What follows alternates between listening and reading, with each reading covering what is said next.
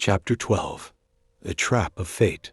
Marcus sighed, feigning exasperation, though his mind churned with unease.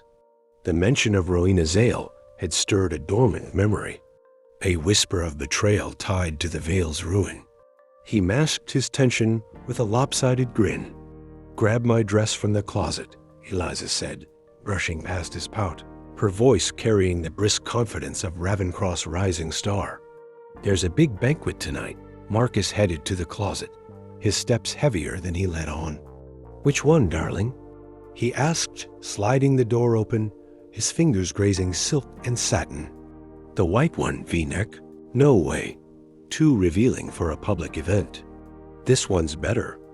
He pulled out a sleek, high-neck black dress, its fabric shimmering faintly like polished obsidian, and handed it to her. "Oh, what's the banquet about?" "Rowena's Ale is hosting an auction at the Zales Villa. It's a high-profile event. Lots of influential people. I'm going to network and boost Eternality's reach." Eliza's eyes gleamed with ambition, but Marcus caught a flicker of unease beneath her poise. The Zales name carried weight, even in their decline. Marcus froze briefly at the mention of Rowena, the name slicing through a decade of buried pain. Starlit blossoms by the ravine. The painting his grandfather died protecting was tied to the Zale schemes. He recovered quickly, forcing a casual tone. "Want a ride?" "I'll take a cab." "All right then." Eliza slipped into the dress, its elegance accentuating her commanding presence, and left without another word. Marcus lingered, staring at the empty doorway. The Zales auction wasn't just a social event. It was a stage for vengeance. He muttered a vague excuse to the Rowans' household staff and slipped out, his leather jacket blending into Ravencross neon-lit shadows. The Zales' last remaining villa stood on a hill overlooking the city, its marble facade a fading echo of their former glory. Their other assets, sprawling estates, thriving businesses, had been liquidated, leaving only this relic of their empire. Inside, the family convened in a dimly lit chamber, its walls adorned with portraits of stern-faced ancestors. At the head of the room sat a man in a crisp military uniform. Silas Zale, Warren Zale's fourth son, his medals glinting like accusations. Silas, a soldier stationed on the western border, had been on duty when his father died, unable to return in time. When he finally reached Ravencross, the Zales were in ruins. A cryptic clue had pointed to a survivor of the Vales, annihilated a decade ago in a blaze that consumed their villa. Desperate for answers, Silas had traveled to the capital overnight, seeking the powerful figure who ordered the Vales, destruction, and the seizure of starlit blossoms by the ravine. The figure, cloaked in shadow, revealed little, except that Eliza Rowan's disfigurement, now miraculously healed, stemmed from burns she suffered saving someone from that fire. Who, Silas didn't know, but the capital's inquiry into Eliza's actions was ongoing. Now, back in Ravencross, Silas faced his family's bankruptcy, with Eliza Rowan at the heart of their downfall. A striking woman with flawless skin sat beside him. Rowena Zale, her beauty as sharp as her ambition. "Silas, we don't know who killed Father, but Eliza Rowan bankrupted us. Joel said Alex Yates destroyed us because of her call." Rowena's voice cut like a blade, her eyes burning with resentment. Silas' fists clenched, his knuckles whitening against the polished table. "No one crosses the Zales and walks away, not even Yates," he growled, his voice low and dangerous. "Tonight, the Rowans will fall. We'll use the painting to trap her. Starlit blossoms is our bait." The auction banquet unfolded at Ravencross Hotel, a glittering fortress of crystal chandeliers and velvet drapes. Luxury cars lined the streets, their polished hoods reflecting the city's electric pulse.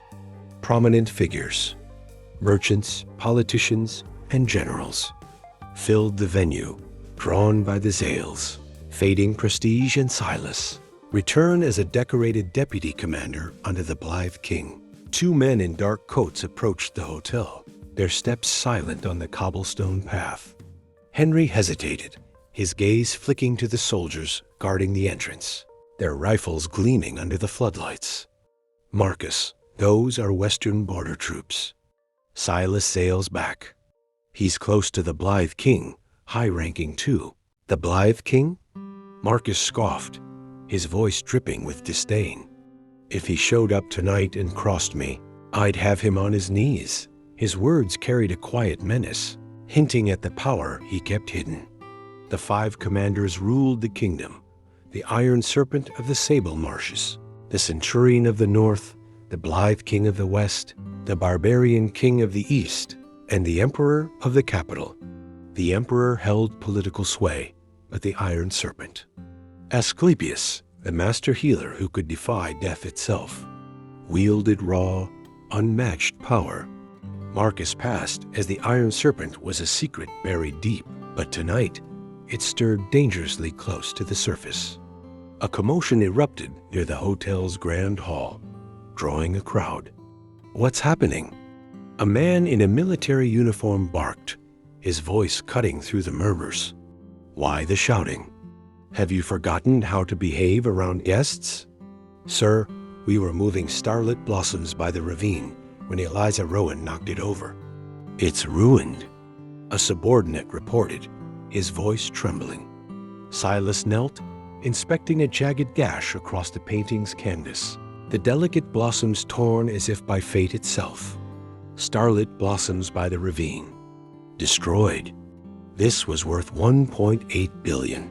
His voice was calm, but his eyes burned with calculated fury. It wasn't me. Eliza protested, her voice cracking as she retreated, her scarlet heels unsteady on the polished floor. The price was staggering, beyond the Rowans' means, even if they sold every asset. Her chest tightened, the weight of the accusation suffocating. She'd worked tirelessly to rebuild her family, only to face ruin in a single moment. Silas rose, his gaze cold as steel. I don't accuse without proof. The hotel has cameras. We'll check the footage. Bring it. Minutes later, the footage arrived, projected onto a massive screen for all to see. The grainy video showed workers carrying the painting past Eliza, one stumbling after she brushed against him, the canvas crashing to the floor. The crowd gasped, whispers rippling through the room. Silas fixed her with an icy stare. $1.8 billion, Eliza Rowan. He turned to his men. Take her. Send someone to the Rowans for the money. If they can't pay, bring them here. Tears welled in Eliza's eyes, her composure crumbling as soldiers approached, their boots echoing like a death knell. It wasn't me, General Zale. I didn't do it. I didn't knock it over. Her voice rose, desperate, but the soldiers' faces remained impassive. The crowd grew, their murmurs a chorus of judgment. What a shame. The Rowans were just rising, one whispered. 1.8 billion? They're finished, another said, shaking their head. Eliza's bad luck, I suppose, a third murmured, their tone laced with pity. Eliza's face paled, her breath shallow as she stumbled back, the soldiers' dark gun barrels looming closer. The trap had snapped shut, and she was its prey. Starlit Blossoms wasn't just a painting. It was a weapon, wielded to crush her family's ascent. Her mind raced, grasping for a way out, but the soldiers seized her arms, their grip unyielding. To the back room, Silas ordered, his voice a blade slicing through the chaos. Eliza struggled, her heels scraping the floor as they dragged her away, her cries drowned by the crowd's indifference.